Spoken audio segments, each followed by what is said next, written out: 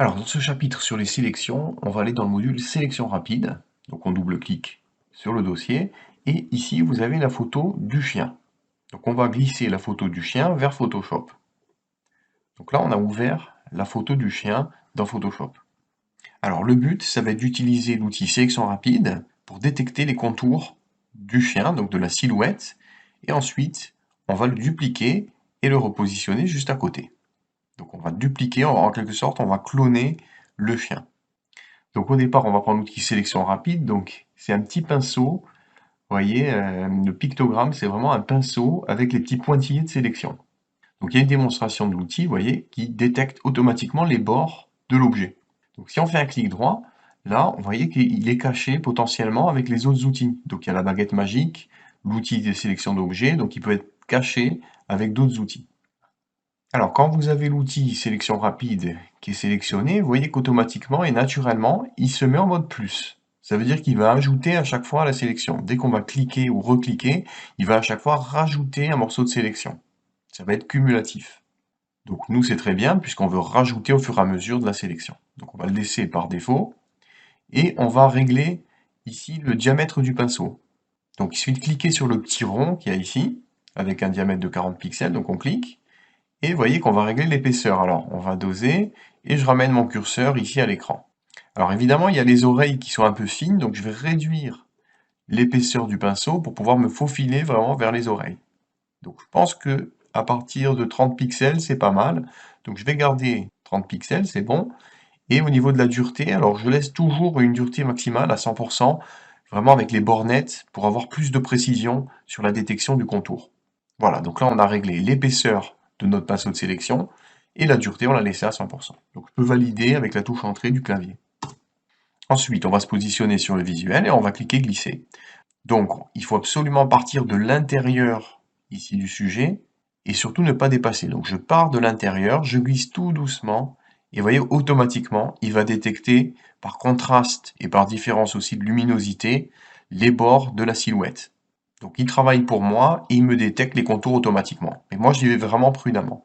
Donc j'ai relâché le clic, là je reclique, donc il va réadditionner, comme je vous disais, la sélection. Voilà, je relâche le clic, j'y vais vraiment par palier. Ici je vais cliquer à peine, hop, vous voyez qu'il a détecté par contraste et différence de luminosité l'oreille, et on continue. Voilà, c'est toujours pareil, mais partez bien de l'intérieur et surtout ne dépassez pas.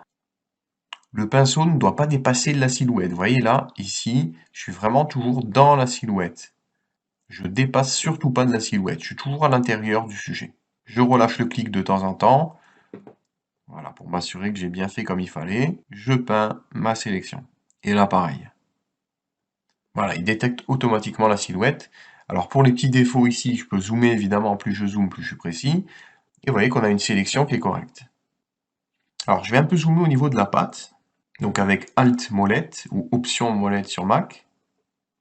Vous voyez, et il y a une zone qui a dépassé. Donc pour les zones qui ont dépassé, ce que je vous conseille, c'est soit d'aller en haut dans la barre d'options et de passer en mode soustractif, donc il va enlever du coup ce qu'on va peindre, il va faire l'inverse, ou alors d'utiliser le raccourci clavier, donc en utilisant la touche Alt ou Option sur Mac pour passer en mode soustractif, et du coup il suffit de peindre, et il va détecter pour nous les bords. Alors vous voyez que là, il a trop enlevé, donc je reviens en outil plus, et je récupère. Là, si je veux vraiment enlever le petit morceau, je peux cliquer, et enlever le petit morceau. Là, pareil pour l'herbe ici, je maintiens la touche Alt, et je clique. Vous voyez qu'il rogne, il soustrait ce qu'il y avait en trop. Voilà le fonctionnement. Donc vous avez deux modes, le plus et le moins. Addition et soustraction. Alors je vais revenir en vue globale en double-cliquant sur l'outil main. Voilà, donc là on voit la sélection du chien qui a été faite. Et à partir de là, donc on peut faire ce qu'on veut. Donc dans notre cas, on va faire un exemple simple. On va copier-coller. Donc CTRL-C ou commande-C sur Mac pour copier les pixels sélectionnés. Et après, on va les coller dans la foulée en faisant CTRL-V ou commande-V sur Mac. Donc un simple copier-coller. Et là, du coup, on a collé le calque par-dessus. Donc là, ils sont superposés. Donc je vais prendre l'outil déplacer et on va le décaler. Voilà, donc là on a créé un deuxième chien, donc qu'on a détouré grâce à la technique de sélection rapide, donc qui est très efficace pour détecter les silhouettes. Donc c'est un outil que je vous conseille vivement d'utiliser tant que vous pouvez. Voilà, alors éventuellement après, le calque étant sélectionné, on peut faire un CTRL T ou commande T sur Mac et réduire en le prenant par un coin. le chien pour faire un chien un petit peu différent. Voilà, comme ceci. Donc là, il y a le chien adulte avec son petit chiot. Voilà pour ce module sélection rapide. Donc on utilise un pinceau de sélection. Donc c'est une technique qui est très intuitive et très efficace.